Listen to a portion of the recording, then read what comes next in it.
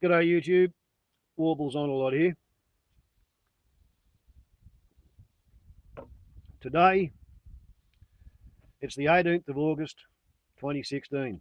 That means that today, it's the 50th anniversary of a battle that Australia fought in a rubber plantation at a place called Long Tan in Phuoc Tuy province in Vietnam in 1966. So let's break out the history books. And here's what it says. The Battle of Long Tan, 1966. The Australians at their new base at Nui Dat first encountered heavy and violent resistance in a small plantation near a deserted village named Long Tan, barely 5 kilometres from their base. It was, in General Westmoreland's words, the toughest fight involving the Australians, unquote. Patrols far from base, bracket, but not beyond the 5 kilometre range, the alpha line of their supporting artillery fire, except for SAS groups, were a specialty of the Australian infantry. Unlike Americans who heralded their approach to tempt the enemy into a firefight, the Australians moved silently and stealthily. On 2-day patrols, they slept overnight on ground sheets in the mud, observing total silence and envying the RAAF Iroquois, that's a Huey helicopter crews, who returned each evening to soft beds and the coastal logistics base at Vung Tau. The diggers faced the constant threat of being ambushed by the Viet Cong. This danger grew with intelligence reports in late July 1966 that major enemy units were moving back into Phuoc Tuy province. Some reports warned of the arrival of the crack Viet Cong 5th Division, consisting of 2 regiments, the 274th and 275th, amounting to 4,000 men, equipped with mortars and light artillery. Another warned of expected activity from the local irregulars, the D445 Battalion. Signallers at Nui Dat, monitoring enemy wireless messages, were able to pinpoint the location of the transmitters by radar. They reported that a large enemy unit was approaching Nui Dat from the east. It was last identified at being only 5 kilometres away. Brigadier O.D. Jackson, commanding Nui Dat, was sufficiently alarmed to ask the Americans for reinforcements. They laughed, stating that the enemy had disappeared and that if he emerged, it was a chance to deal him a blow. This was not comforting.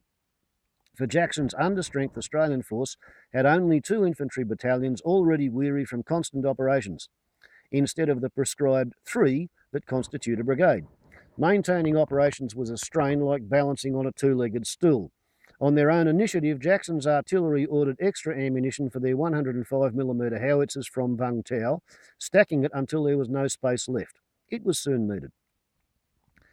In the dark early hours of 17 August 1966, a hail of enemy fire fell on Nui Dat base, causing 24 casualties and damage to vehicles. As 5th Battalion was already on operations in the north and half his 6th Battalion was similarly employed, Jackson sent out 6 Royal Australian Regiments B Company, barely 100 men, on a 2-day search for the enemy east of the base. They radioed back that they had found enemy mortar sites and shell cases in Long Tan rubber plantation. Late on the following morning, 18th of August, Major Harry Smith's last infantry company, D Delta Company 6 RAR, went out to relieve them. The 108 diggers moved east across the mud and the paddy fields in the humidity to the sounds of rock and roll performers warming up for the afternoon pop concert. The stage was set for an action that became one of the most famous engagements in Australian military history. After meeting up with B Company at 1 p.m, D Company started off alone at 3 p.m, 1500 hours, following a track leading northeast through Long Tan's rubber groves. They soon sighted half a dozen Viet Cong and opened fire, killing one of them. He wore an unfamiliar uniform with a helmet and carried an AK-47. He was obviously not a guerrilla. Quote, "The penny didn't drop," unquote, Harry Smith said later. The Australians were about to encounter elements of both the VC 5th Division and the guerrillas of D445 Battalion. 2,500 men, half of whom were waiting in ambush. Mind you, the Vietnamese say there was only 1,200. And bear in mind, it was monsoon season. D Company pushed on through the groves. 3 platoons spread out across a 400-metre front. Headquarters platoon in the rear. Soon out of sight on the far right was 11 platoon, commanded by 2nd Lieutenant Gordon Sharp. At 4:08 p.m, 11 platoon was struck by a sudden swathe of fire. Sharp was among those killed instantly. and the survivors were attacked by waves of enemy, and then came thunder and a downpour of monsoonal rain. It started raining at 5 o'clock. The shooting started at 4:10. In the rear, Smith's firing officer, a New Zealander, Captain Stanley, immediately radioed for artillery support, and shells from Nui Dat's 24 Australian, New Zealand and American guns began falling with astonishing precision around 11 platoons' position, which was now desperate. Long after the battle, an enemy soldier described how ferociously the Australians fought back, though decimated and outnumbered. Attempts by 10 and 12 platoon to reach them ran into withering fire. All platoons were now under attack, and at 5:02 p.m. Smith radioed that his force was almost out of ammunition. The diggers carried only 60 rounds each. It was not until 6 p.m. that survivors of all three platoons made it back to him, where they formed a perimeter and waited for the end. The constant shelling broke the worst of the Viet Cong attacks before shifting, following Stanley's grid references, to protect the entire company by a constant barrage. Floundering in mud, the gunners at base fired an extraordinary total of 3,500 shells over just 3 hours, causing devastating damage to the Viet Cong. But the fate of D Company, now withdrawn to the edge of the plantation and facing massed attacks and machine gun fire, seemed sealed. Help was coming, but whether it would arrive in time was another question. Jacks had ordered the crews of 2 Iroquois helicopters at Nui Dat, they were about to fly the Pop Stars back to the coast, to load up with ammunition and drop it over D Company's position. The RAAF liaison officer refused. The choppers would be sitting ducks. Jackson exploded in fury, and an American officer offered to send in his own choppers.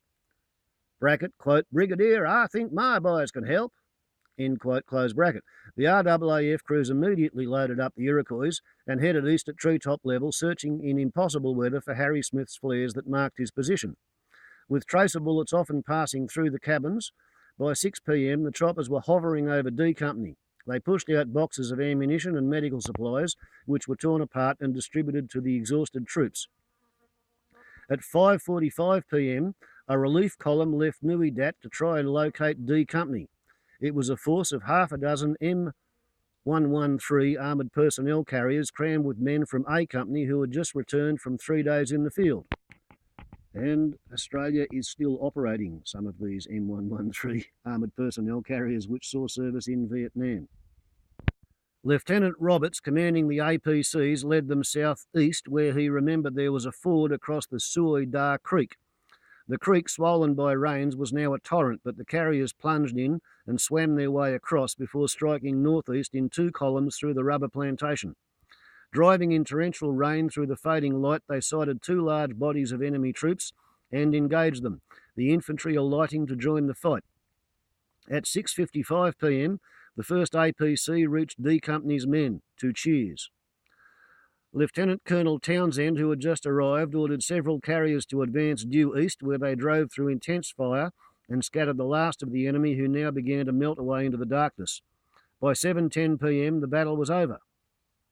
As night fell, the Australians counted more than 40 casualties. 1/3 of the men killed, wounded and missing were young conscripts. At Nui Dat, Brigadier Jackson was seen holding his head in grief. The day had been a disaster. At midnight, helicopters began taking out the wounded from Long Tan, and the survivors slept beside their weapons, ready to track down the enemy the next day. On 19th of August, the Australians re-entered the plantation and were staggered to count the dead bodies, 245 enemy soldiers. It is estimated that a similar number of enemy had been wounded and carried away. Australian fatalities numbered 18 killed, 24 wounded. An ambush had been turned into a resounding defeat of the enemy, fought in nightmare conditions. Nui Dat was never again attacked. 6 RAR received a US presidential citation and is one of many units that still observe the anniversary of Long Tan. 15 soldiers won decorations for bravery. Harry Smith was awarded the Sole High Decoration for the action, a military cross. He was later promoted to Lieutenant Colonel, retiring from the Army after a parachuting injury, and for decades has spoken of his soldiers with unbounded pride, saying they deserved higher recognition for their steadiness and bravery in this remarkable action. Okay, all that and a bag of potato chips.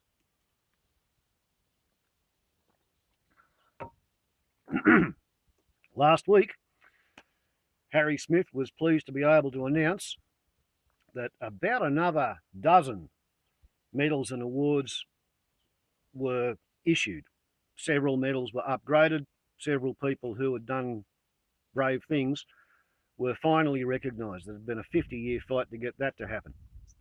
And as it says in the book, a lot of Australians commemorate the Battle of Long Tan, as do the Americans, because they had a pair of 155mm howitzers that were part of those 26 guns. This is germane. Higher recognition of the Long Tan veterans finally came in August 2008. The Australian Labor government announced that the Awards Tribunal had decided that two of Lieutenant Colonel Harry Smith's platoon commanders, Dave Sabin and Jeff Kendall, should be awarded the Medal for Gallantry, equivalent of the old military cross, and that all his soldiers could now wear the unit citation of the Republic of Vietnam's Gallantry Cross that had been denied them for 42 years. 11 diggers were to be considered for further awards. That's the ones that were given out this week. Harry Smith himself was awarded the Star of Gallantry, which has superseded the old DSO, though this was the least of his considerations.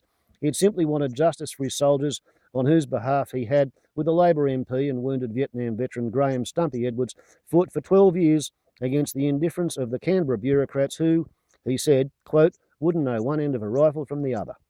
Okay, so in light of the enormous celebrations, I can't put it any other way, that Australia put on for the 100th anniversary of our invasion of Turkey at a place called Gallipoli, where we spent 9 months sending men to run uphill into machine gun fire, and then we ran away in the middle of the night. We celebrated that big time.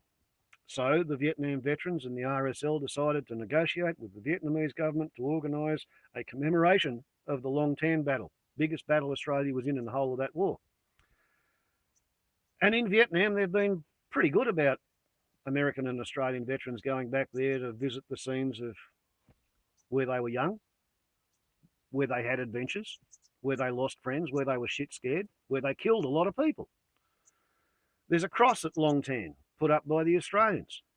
1,000 Australian veterans and their wives travelled to Vietnam, paid for their airline tickets, paid for their motels, paid for the food and all of the things that go on when somebody in his 70s takes his missus and his kids and their kids to go and see where Grandpa fought his war. They got little Paddy to go back to give the concert, which got cancelled because of the attack. She recalls flying over the rubber plantation, looking down on the traces after the attack was the concert was cancelled. Okay, so they were going to have a memorial dinner. They were going to have the concert. They were going to have services and wreath layings on the battleground. They're going to have Vietnamese soldiers on every table at the memorial dinner. And yesterday, the Vietnamese government said no. Forget it, the whole thing. It's offensive. The original edict was that the whole thing was going to be cancelled. Nobody could even go to the battleground. They were hunted away by the police yesterday. And only the Australian and New Zealand ambassador were going to be able to lay one wreath. No speeches, no nothing. Our Prime Minister got on to the Vietnamese government at 10 o'clock last night, forced them or begged them to back down a little bit. Now, only groups of 100 or less are permitted to visit the battleground. None of the Australian veterans are to wear their uniforms. None of the Australian veterans are to wear any medals. There are not to be any speeches. There's still only to be one wreath laying. The concert has been cancelled entirely. I don't know whether the dinner has been cancelled entirely, the memorial dinner. The Australian veterans are crying their eyes out. Everybody's in shock, both here and there. The Vietnamese tourist industry is presumably laughing with glee. And it appears that from their own viewpoint, everybody feels like they are in the right and everybody feels like they have been harshly treated. The Australian contingent feel like they've been led up the garden path, ripped off, then shat on at the last minute. And presumably the Vietnamese relatives of the Vietnamese who died there feel like they've had it up to here with bloody Australians and Americans coming back to swan around the place where they killed millions. Let's face it, 550 Australians died, 58,000 Americans died, about 3 million Vietnamese died. But we don't teach that in our schools, do we? Warbles on a lot to YouTube. Ciao.